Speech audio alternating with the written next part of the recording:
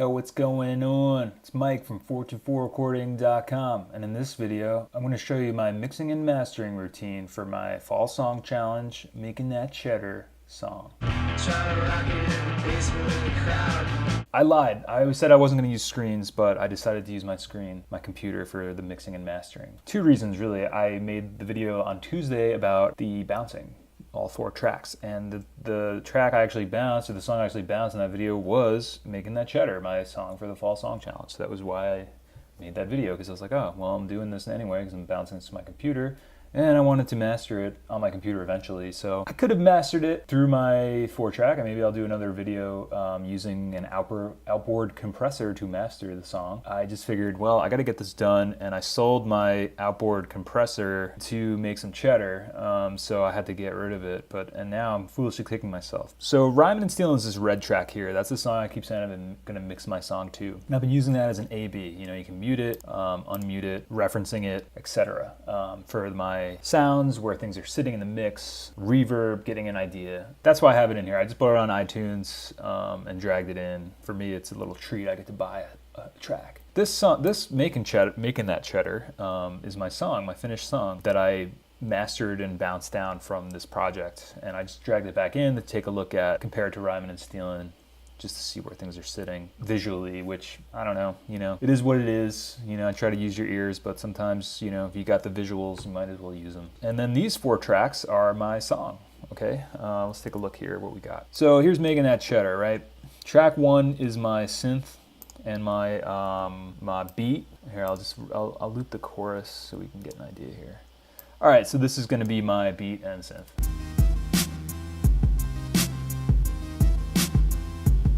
That's what I recorded together onto track 1. Track 2 is my main vocal. Cheddar, hustling, making that cheddar. I like Gruyere, making that cheddar. Yeah, kind of a funky loop there, but that's all right. Track 3 is my hype man track. I like Gruyere, making that cheddar. It's like the double. I like Gruyere, but track 4 is my hustling, making that cheddar. I like Gruyere, making that cheddar. I like Gruyere, but I'm making that's my hustling, shaker tambourine track that I use to just amp up the song a little bit. So that's that, so you can get an idea. And what I just basically did was use subtractive EQing. I'll have to go into more depth on that at some other point in time. Illustrate it really quickly. This is the track for my shaker. My computer's freaking out, so sorry if there's a little bit of hissing. There's a dog barking now. I don't know what's going on. Just trying to make my video, man. So here we go. So I got the analyzer on, I think, which will illustrate the point pretty well. So basically I just took out all this information up until 2K, because if you look at the analyzer, right, there's nothing going on here, even if you bump it up. Oh, I guess there's a little bit of stuff. So that's actually what I wanted to take out, right? But most of the information for this track is maybe 2K and above. So you can use your ears. I recommend turning the analyzer off when you do this and just use headphones or your monitors, and just go up until you don't hear it affecting the sound, okay? Because the idea behind this is, like you saw in the analyzer track, maybe here, there was some stuff really low here.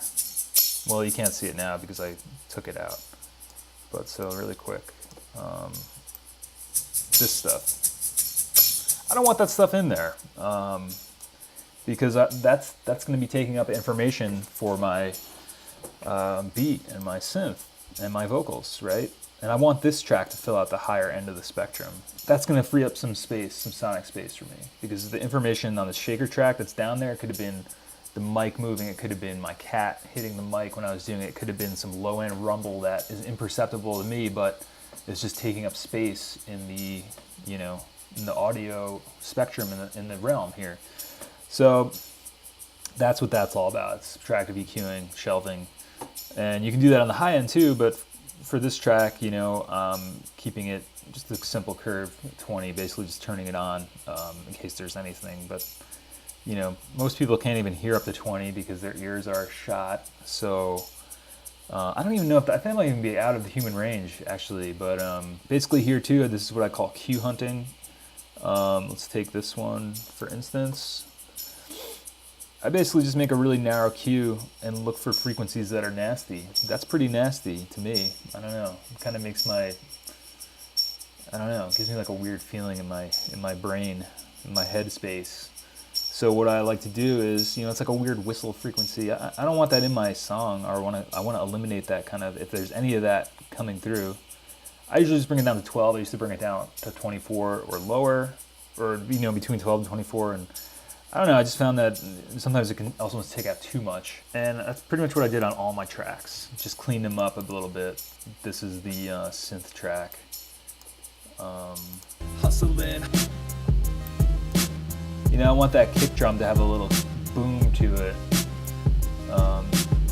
So I cut it, you know, I cut everything out below 40 because there's gonna be some weird low end rumble to get muddy.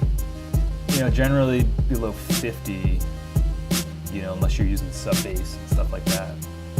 But I like what it sounded like there, and there's not much going on in my track, so gotta use what you got. All right,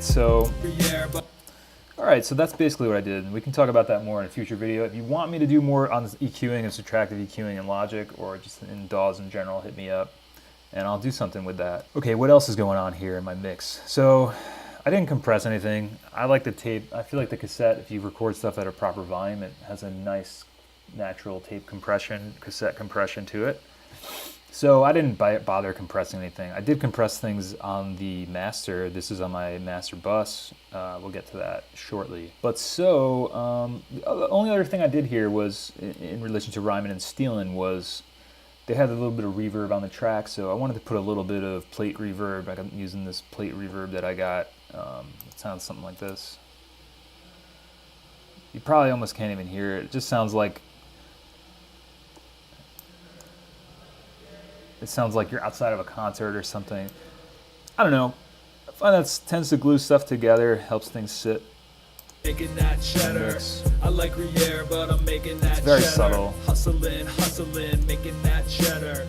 I like Gruyere, making that cheddar. I think mixing is all about subtle moves, but, you know, your mileage may vary. But so mastering really quickly. People say don't use stuff on your master bus. This is one track I'm doing. I'm not making an album. So this is what I got going on for my master. Mastering doesn't have to be some magical process that only certain people know how to do, especially in today's day and age with tracks and people just wanting to put stuff out. You know, I think that's why the proliferation of something like Lander is happening, and machine learning in terms of mastering and compressing things. You know, like eventually, who knows, maybe computers and robots are going to be writing songs. You know, maybe computers are going to be watching this 50 years from now and, you know, I don't know, absorbing this. I don't know. I don't even know what I'm talking about. But basically, so these are the two things I usually use. This is a multipressor. It's basically 4 compressors that compress different ranges of the spectrum of your song. So what I like to do is generally compress the lows and the highs.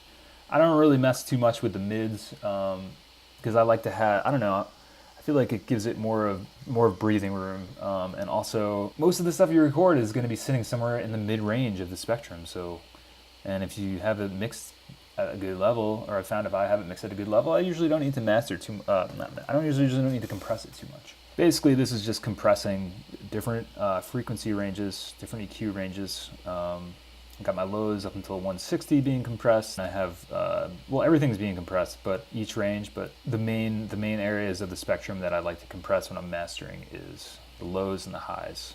And that seems to give it a good, not too smashed sound. I don't know. That's a whole different story. The loudness war stuff, like, I don't know if we can get into that in the forum or in another video or a live video or something at some point. I'll do a video on how to use this more in depth. If you want me to, just let me know in the comments. But multipressor, you know, pretty much the 2 main things I think you're gonna need for mastering. That's what I usually use. You can also use an EQ, but like I said, this is my mix is pretty solid. I didn't really change much from my 4-track. I just did some subtractive, cleaned some stuff up that I wouldn't have been able to do, added this plate reverb to glue things together, which, like I said, it's so subtle, I don't even know now if I'm going to keep it, but, you know, I just used that on my mix bus, threw a little bit of that in there, which Like I said, might not have even been necessary. But anyway, so adaptive limiter, again, this is what's gonna keep you from peaking out or have digital distortion. Well, I mean, if you slam your song, you're gonna get that anyway. But outsealing at negative 0.1, basically, so that nothing's gonna be clipping, nothing's gonna be hitting 0, because if you making that cheddar. Right here, but I'm making that cheddar. my song is going, 0.8 over 0. It's going into, it could be clipping there. I could bring the gain back and keep this at 0. And then my output. Alright, so it peaks at the beginning, right? So I'm going to be peaking a little bit, but if you put this is kind of the brick wall idea, or right there. So basically it's saying that the input, before putting it through the adaptive limiter or with the gain on, is making the song go 0.7 above the 0.0 threshold. So if that occurs, it can be perceptible to somebody that you may not even hear it distorting, but to be safe, you don't want to be distorting your track. So outsealing, you can put at 0.1. I mean, you could do it at 0.0, I guess. Making that cheddar. I like Gruyere, but I'm making that cheddar. Hustling, making that cheddar. I mean, my song isn't really, a little bit it's going, but I just want to ensure that it's not going to be, making that cheddar. I like Gruyere, but I'm making that cheddar. Hustling. Just want to ensure that things aren't peaking with that. If you have any questions about anything I did in this video, hit me up on my Gmail, hit me up in the comments. Hit me up on the forum. If you want me to make a video on the compressing and mastering. I didn't forget about you, Ben. Ben sent me a track a while ago. I wanted to master it. Been pretty busy with getting this stuff off the ground and done. So let me know. I hope that that's shed some light on my process and what I'm up to. My song's basically done. I'm gonna just be making the video. It's coming out next week, which is crazy to say. So I got to get to work on that. And that's another reason I did a quick and dirty master, I don't think there's anything wrong with that, If it sounds good, it is good, Like making that cheddar. I like Gruyere, but I'm making that cheddar. Hustling, making that cheddar. I like Gruyere, but I'm making that cheddar. Yeah, I don't know. If it sounds good to you, it is good. That's all you need to know, Somebody's not going to listen to your song because of the way it sounds. Like, you probably don't want that person to listen to your song anyway. This is Mike from 424recording.com. Don't forget to smash that subscribe button, you nerd. Godspeed. I hope things are going well with your fall song challenge song. You got any questions about this video, hit me up. I'll catch you on the flip flop. Peace.